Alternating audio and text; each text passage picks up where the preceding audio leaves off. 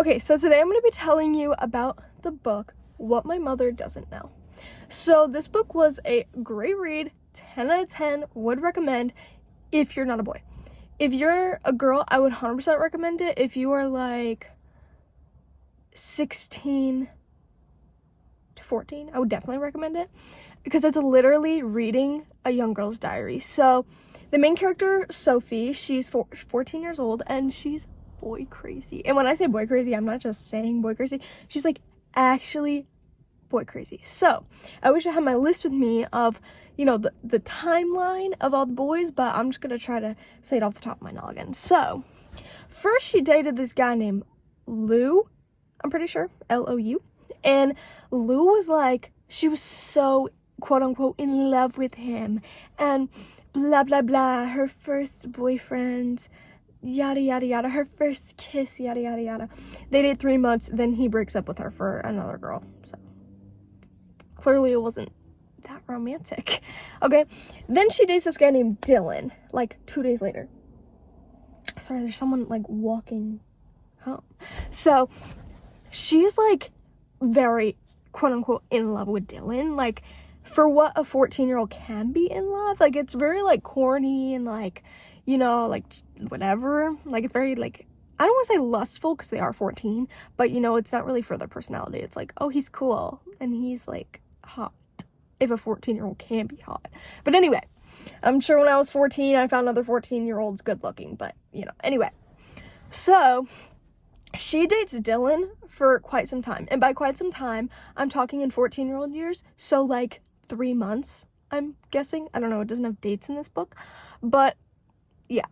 And they would like sneak out to the park and like kiss behind the bush and like stuff like that, and like her mom didn't know about it because her mother doesn't know, and she's obviously not allowed to date, she's 14. So yeah.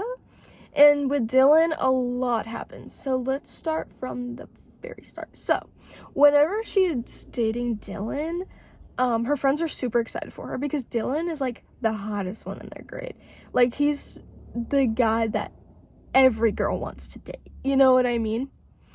So obviously they're like so excited. I'll get more into her friends later because they're like important in a certain boy, during a certain boy.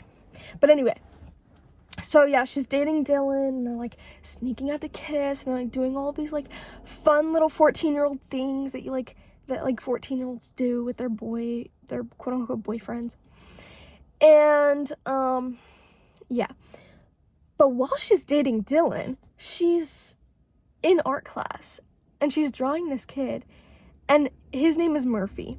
Murphy is like a joke to the whole grade. Like Murphy is like so ugly and he is so weird and so like such a loser. That's how they described him, not me. No hate against ugly people, but yeah. So she's like drawing him because they're like doing portraits of each other, and she's like realizing like, do I have a crush on Murphy? But it's actually, here's my take on that, because the whole time she's describing this crush on Murphy, it's like, I want to love him, no one else will. I want to hold him because no other arms will hold him. I want to kiss him because no other lips will kiss him. Boy, this is like I would feel bad for Murphy. If I saw this happening, I would feel bad for Murphy. Like, you don't actually like him, you feel bad for him. Anyway, for now, foreshadowing. So, basically, she has this little crush on Murphy. But she can't have a crush on Murphy because that's embarrassing. He's super ugly. He's a loser. So she's like still dating Dylan or whatever. Some time passes, and this diary was like written before like text messaging and stuff. It was during you'll probably know what I mean, but I don't know what I mean. It was like chat. It was like, I want to like the World Wide Web or something. I don't know. It was like you would get on and put on like a screen name and then like talk through there, and you could join like little chats. It was like Discord, but like it was the only way of communicating. I don't know. I'm really showing my age here. Anyway, So now we have Snapchat. This girl would have went crazy with Snapchat. But anyway, so she meets this guy with a screen name that's like mysterious and like cool. And she like joins this chat room and they're like talking all the time. And he's so mysterious. And they're like, she's like developing a crush on this guy who she doesn't know what he looks like, doesn't know his name, doesn't know his age, doesn't know where he lives. Girl, hello? And mind you, she's still dating Dylan. So the whole time she's dating Dylan, she's had a crush on Murphy. And then she's also talking to some, not Lou, Lou's the first guy, talking to some guy who she doesn't even know who he is. Anyway, well, they're like talking or whatever, and then eventually he starts to get creepy, if you know what I mean. So she's like, I don't know how I feel about this. And then he's like, we should meet up. And she's like, I think not. So she like goes to her friends, Rachel and Grace. And here's what you need to know about Rachel and Grace. So Grace is in a relationship that's like Catherine and Austin. Like they've been together for a long time and they're like in love, or like, well, Catherine and Austin are in love, but like, you know what I mean? So they're like the perfect couple that like everyone in their grade like wants to be. And then you have Rachel. Rachel, she's wild. She's eccentric. She's cool. She's like, just cheat. Like, it doesn't even matter. Just cheat. Now, am I condoning this? Am I saying that behavior is cool? No. But you get what I'm saying. She's like the more like wild friend. So, but mind you, she's also still 14 and stupid when I tell you this next thing, because it's going to make you not like her. So Sophie goes to Rachel and Grace, and she's like, I've been talking to this guy, and like, I don't know, I really like him. And Grace, sensible Grace, she's like, girl, are you dumb? Like, this could be an old man, like, you don't even know his name, like, he wants to meet up with you, like, that's so weird, like, that's not a real crush, plus you're dating Dylan, the Dylan. And then Rachel is like, go meet up with him, like, that's so romantic, you don't even know his name or what he looks like, you're in love with the essence of him, like, oh my gosh, like, yes, go date him, like, go meet him, that's true love. She's 14, mind you. So then she ends up not meeting him. There wasn't really an explanation why. Like I said, these were diary entries, so like it's not like a consistent story, it's, you know what I mean. So I don't really know whatever happened with him, but she never went and met him, and she never wrote about him again. So moving on, so her and Dylan break up. I don't remember the reason. Oh no, I do remember the reason. Okay, so Sophie is Jewish, and that's not really like, okay, you're Jewish, like, it's not a problem, but yeah, she goes over to his house, and his mom goes, are you Jewish? Like, she flat out asks, are you Jewish? Now, it's not like the first thing that she says, like, there's some banter, and then she asks, like, are you Jewish? And Sophie was like, yeah. And I guess, I don't know, I wasn't there, and like I said, it's a diary entry, so it's from her perspective, it's not like how it actually happened. It came off really bad, and she was like, oh, that's weird. So then she had a whole like identity crisis, and she like hated herself for being Jewish or whatever, for like a minute, like a night. But that was the end of Dylan. So yeah, but that's okay, because you know what was coming up? The dance. Oh my god, the school dance. Now, I don't know if this was like a spring fling, winter formal, homecoming, I don't know what this was, but oh, I thought she was gonna come ask me for a ride. But yeah, so that's coming up, and she's super excited, and she went dress shopping with her mom, and her mom is like picking out these dresses that are like ugly with a capital G, like ugly. So at least as she described them. She didn't say the capital G, I came up with that, but anyway.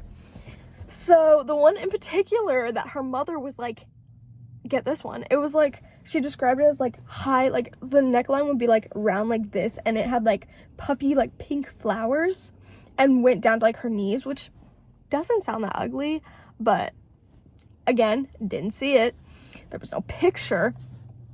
But she really liked this black dress that, like, cut off at, like, her thigh, like, her mid, like, quad, and the neckline was, like, square, and it was, like, long sleeve black. Like, we all know the kind of dress, you know what I mean? She went in detail about this one because she loved it. She was in love with it, and it was tight-fitted. The pink one wasn't. And her mom was like, you're not wearing that to a school dance. Now, in theory, that dress isn't that bad. I have worn, like, basically that same exact dress to a school event for, like, NHS. But whatever. I wasn't there. I didn't see it. But basically. So she's like, Mom, like, I need to wear this dress. I need this dress. And her mom was like, you're not wearing that. You're not wearing that. So, her mom ends up buying the pink one, and she's, like, super upset about it. And she goes to Rachel and Grace. Now, this was the one thing that Rachel and Grace ever agreed on. And, of course, it was Rachel's idea. Rachel was like, just go back and buy it and then switch at the dance. And then Grace was like, wait, that's kind of a good idea. Like, yeah, do that. You'll look so good. Do that. She's just hyping up her friend. You know what I mean? She's hyping up her friend. She's being a good friend. So, something buzzed. So, she goes back and she, like, gets her money and she buys the dress and she hides it. She gets to the dance, and what does she do? She changes into her snatched, beautiful black dress, and I don't know what she does with the pink one. She didn't say. But yeah. And she's, like, dancing, just, like, with her friends, like, having a good time, whatever. Well, Rachel, I don't know where Rachel went, but Rachel wasn't there, and Grace was obviously with her boyfriend, her perfect relationship, perfect boyfriend. Well, Sophie's standing there, and she's, like, kind of lonely, whatever, because a slow song comes on. Leave it to the slow song to make her feel lonely. So, we've all been there. So, basically, she's, like, just standing there, and then this masked man, well, not man, but, like, 14-year-old boy. There's a masked 14-year-old boy comes over and dances with her. And the whole time, she's just thinking to herself, like, I'm falling in love. I love him. I just want to kiss him. I just want to hold him. Oh my gosh, I'm in love. Who is this man? I'm so in love, blah, blah, blah. Days go by. She wrote probably 9 poems about him, never knowing his identity so far. So she, like, doesn't know who he is, but she's like, I see his face in my dreams. I see his face when I go to sleep. Oh my gosh, I love him. And yeah. So, some time passes. She doesn't know who he is. She's, like, crushes on, like, 2 other people in that time, whatever. This one was so irrelevant that, like, I nearly forgot it, but this did indeed happen. So, she went to the parkway with Rachel and Grace. It's, like, summertime, like, end of the school year. They're, like, hanging out. And I want to say his name was something with a T, but he was very, very irrelevant. He came over and asked her out. She said yes. 2 days passed, and she's like, I don't actually like him. I didn't even really know who he was for real. Like, I knew him, but, like, I didn't, like, know him like that. Like, I don't even know why I said yes. I think I just, like, was, like heat of the moment excited. Like, yikes. So she broke up with him. Duh. So that was, like, a really, I can't believe I almost forgot that. But that's kind of important for the next guy. So, back looking at Murphy, back crushing on Murphy. Well, okay, now it's winter break. Don't ask me how that timeline lines up. I'm guessing it was probably like welcome back dance. And it was, like, summery. And then it was, like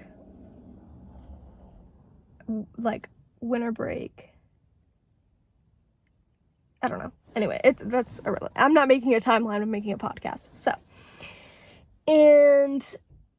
So where was I?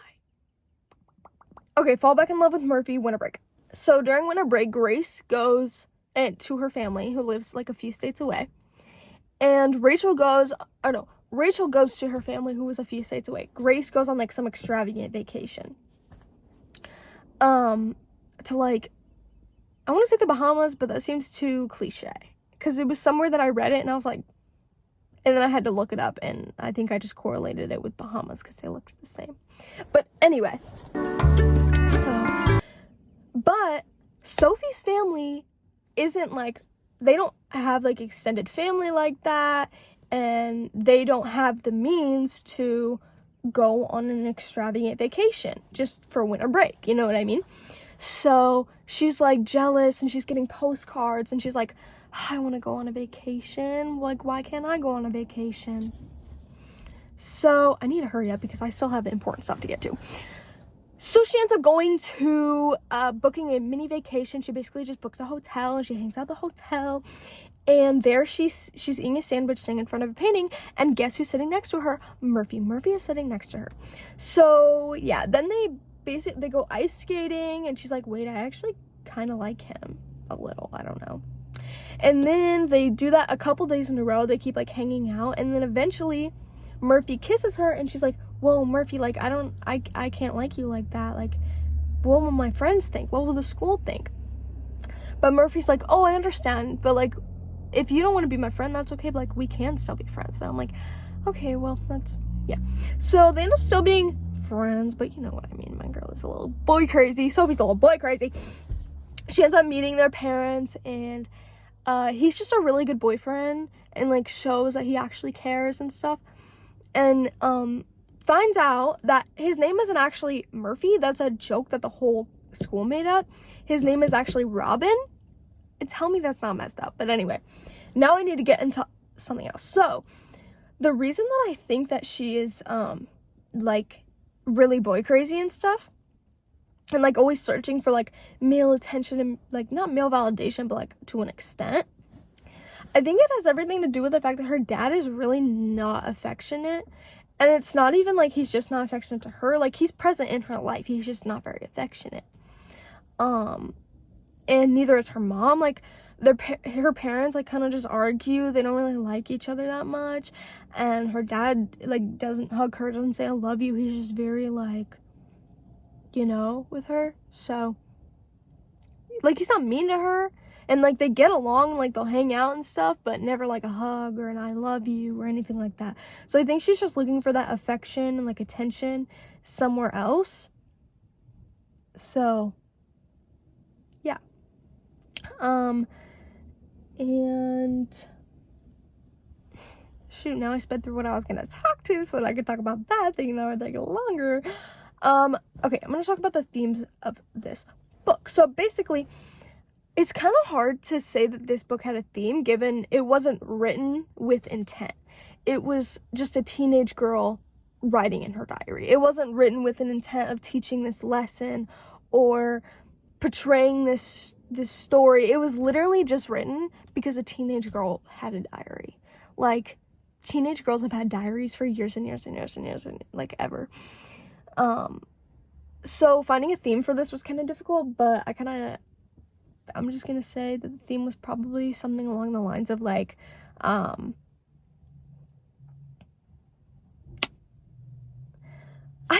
actually don't know. I'll put it here because I'll think of it. I just can't think of it on the spot. But yeah, like, again, I would totally recommend this book. I think it was really cool reading a diary of a girl who was younger than me. Because I remember being that age. Was I like that? No, but like I cheer with girls who are like that, and I'm like, oh my gosh, like, I'm like, you know what I mean? Like, why is this such a universal experience, apparently? So, yeah, I would totally recommend this book to any teenage girl, really, even if you are that age, or even if you're going to be that age, because maybe you could learn something. It's getting kind of chilly in here. So, yeah.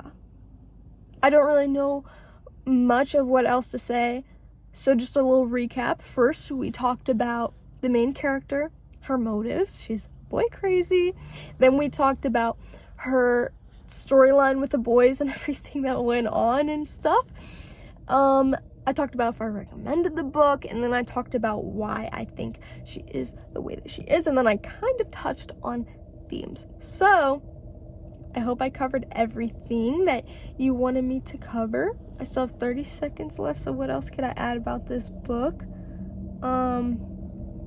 Oh, when reading this book, I think it's really imperative that you take everything with not a grain of salt, but you know what I mean, because this is coming from a 14-year-old girl's perspective.